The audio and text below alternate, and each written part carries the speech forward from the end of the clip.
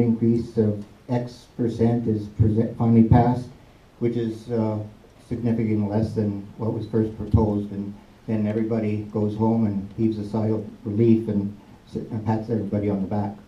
But we can't keep doing that. So I don't think, and I don't think next council is going to pass a budget anywhere near 4.9%. I don't think anybody on this table would do that. It would be basically a political suicide. So, but I think what will be happening is that the next council will be quite prudent. There's going to be a lot of new faces on council. I think they're going to be cautious. They won't want to make big changes, spending changes, or necessarily tax reductions. But we have to put the manager's feet to the fire that they spend within their means. I was involved building the South End Library when I was on the board. Our budget was $5.2 million, and we first time around our architectural drawings came up, and the cost was going to be over $6 million, and we went back to the drawing board, and we came back on time and on budget at $5.2 million. So that would be the way I think on those kind of issues. Thank you.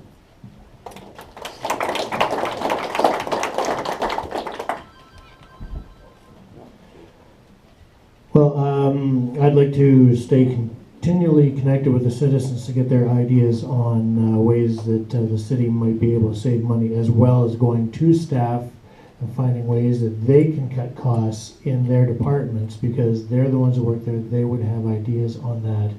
I would also like to look at the possibility of maybe even bringing in a bylaw that would limit the costs to around the cost of living, so that the increase would only go about as high as the cost of living, give or take, maximum. With the Bell Park, you've been hearing about the parking lot and the different parking lots in around Bell Park, and the cost of $25 million. And everybody's going, oh my God, are they going to spend $25 million on that? Are they crazy? No, they're not spending $25 million on it. This is an architectural firm that has taken the ideas of the people that have come into the meetings that we had as to what might be done with the parking lot. And so people have said, well, I'd like to see a water structure, and I'd like to see trees, and I'd like to see a little walk path, and I'd like to see this, that, and the other, and I'd like to have this. So what the architectural firm has done, knowing that this council can't vote on any money, they've taken, well, this one's good, and this one's good, and this one's good, and I'm going to take all these ideas and I'm going to cram them in here. And we're going to redirect Paris Street around. We're going to move the parking lots on York Street to the other side of the road, and we're going to spend all this money, but this is going to cost $25 million. But that's not the actual plan. The plan is to be as prudent as possible and more or less try to do something with the parking lot so that it beautifies Bell Park. The other ideas are long-term, and none of this is in stone. So we can also cut our costs by making sure that these ideas don't get out of hand. Thank you.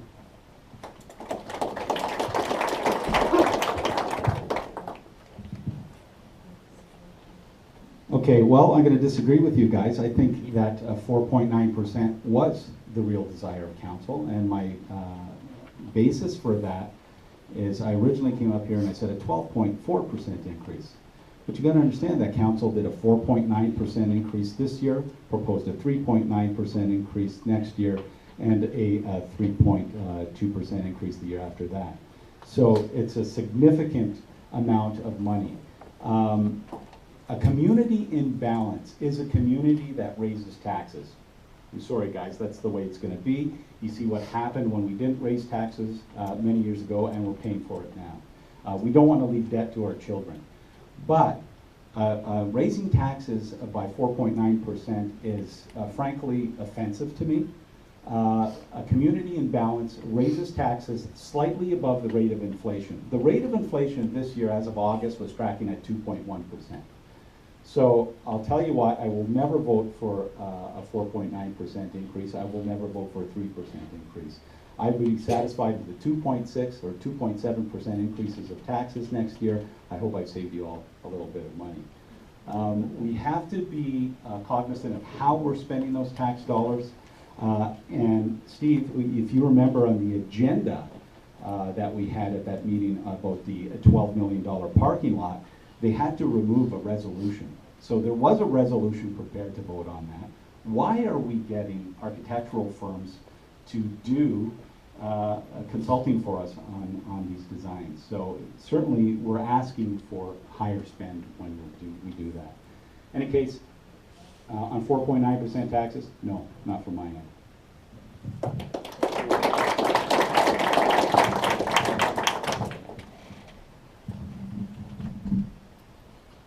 So there's a ritual every end of summer. They project 10% potential property tax increase. Then by September, they said, oh no, it's going to be 4.9. We realize efficiencies. And then they're going to tell us actually before December, it's 2.9. We're not stupid. That's still an increase. First, you have to prove to me that your tax increase is warranted.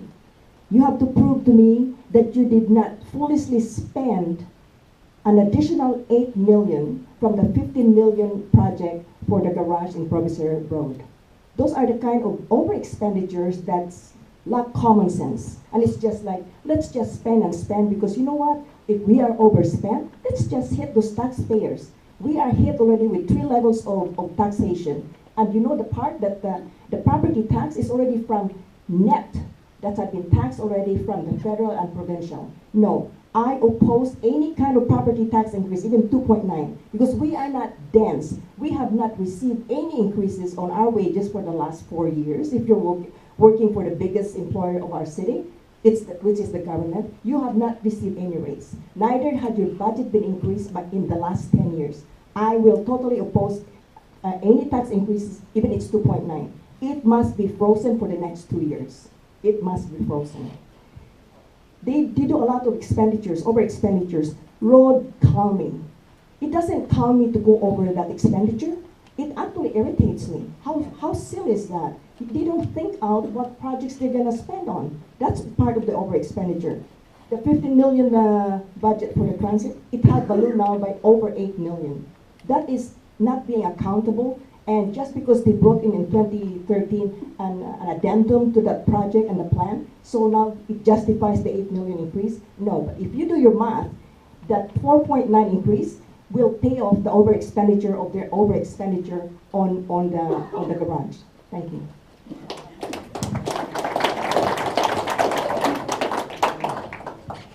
And we have one last question before we all take a well-deserved break. And candidates, this is a question we could have asked at the first or at the conclusion of tonight's program, but here it is for you just before we head to a brief intermission. Why should citizens of your ward elect you? Why should citizens of Ward 10 elect you as their councillor?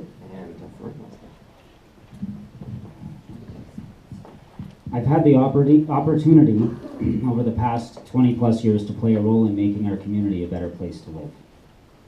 I've served as the chair of the Library Board, the Museum Advisory Board, vice chair of the Greater Sudbury Housing Corporation. I was a founding member of the Raillands Legacy Group, the founding chair of the Sudbury District Archives Interest Group, and I've served on a number of other boards and committees as a volunteer in our community.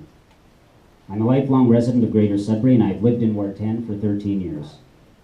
I have a great deal of experience in business, public policy, and I've worked and been involved at all 3 levels of our government. I've heard from so many of you over the past few months, and like you, I recognize the challenges that we're facing as a result of the dysfunction at City Hall over the past several years. I know that I have the energy, the skills, and the drive to make sure that the voice of the citizens of Ward 10 will be heard at the council table. I know that I have the ability to be part of a team that will help move our city forward. I have a track record of community involvement and leadership that I'm proud of, and it would be an honor and a privilege to represent the people of Ward 10. Thank you.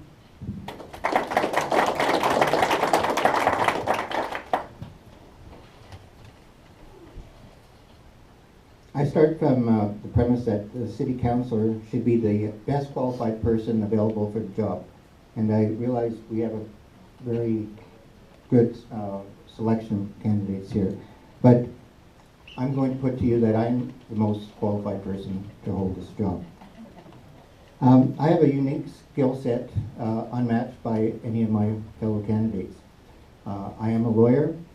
I'm honorary consul of Finland for 23 years. I've worked with every level of government here in Canada and in Finland.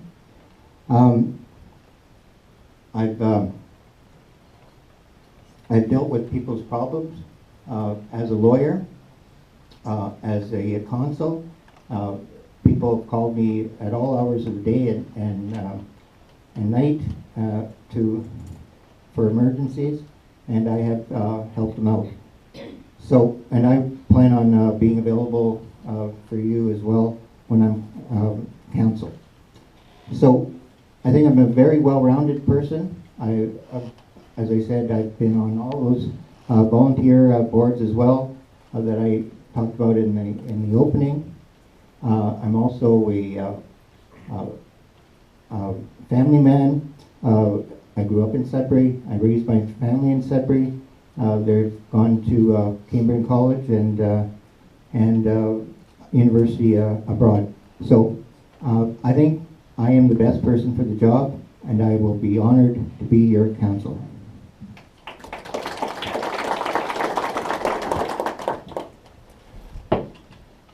I'm quite knowledgeable about the issues that are happening in Ward 10. I've grown up in Ward 10, and my family has lived and operated businesses in the ward since 1892. And I will work tirelessly with the other councillors and the mayor to bring forward the best results for the residents of Ward 10 with both tax reductions and the implementation of public consultations. I'll continually stay connected with the citizens and city staff, striving to find avenues of communication to improve service implementation and viability. While on the Bell Park Advisory Panel, I helped oversee the continued protection and beautification of Bell Park, while assisting the city staff in rezoning the former St. Joseph's Hospital site to allow for condominiums, thereby bringing an additional $1.2 million worth of new tax revenue into the city. And once work is complete, I will also work closely with city staff to secure and oversee the reclamation of the adjoining parking lot that is going to be, or has been returned to Bell Parkland after a 40-year fight and struggle by many citizens within the ward. I stand for Ward 10 always. Thank you.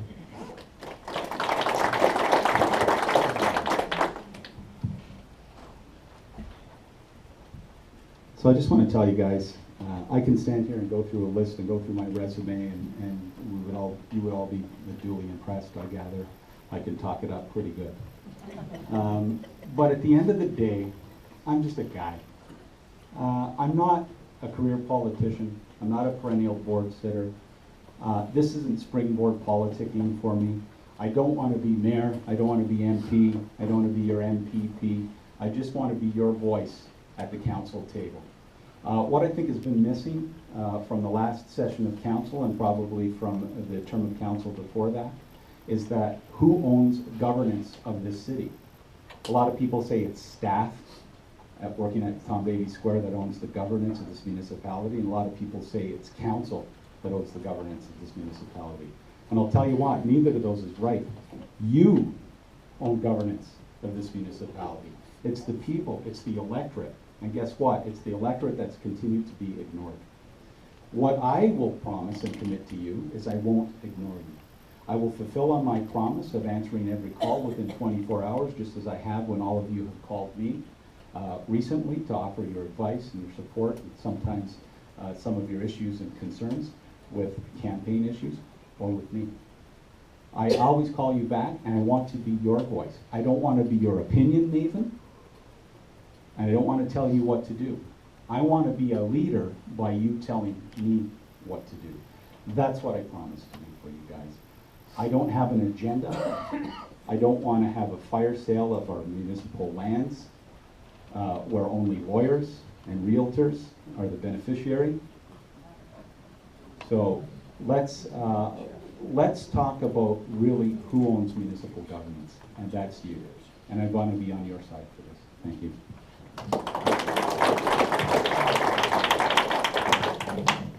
Thank you, John. Well, I was a counselor in 91, 94, and I have a track record. I am serious in my commitments, and I deliver on my commitments. I don't make promises that I don't do. That's just my work ethics. So I have started the Bell Park restoration and renewal. I have also automated the seniors property tax credit, where they don't have to go there and reapply every year. That was from my term. We had addressed the replacement and repair of the infrastructures in roads, sewer, and the brown water issue in the South End, some of you may recall. I was chair of the Health and Social Services Committee, and I was instrumental in securing the $1 million provincial investment for the Pioneer Manor Alzheimer's Wing. I was also vice chair of the Finance Committee, which actually made the budget balance, and that we were not doing property tax increases every year. I was also the first woman chair of the Manitoulin and Sudbury District's Health Council. So I encourage you to have a look at my resume. It's not all inclusive. There's a website in there. It's everything that I have done in my life. And I would actually ask for your support because I will not disappoint you. Thank you.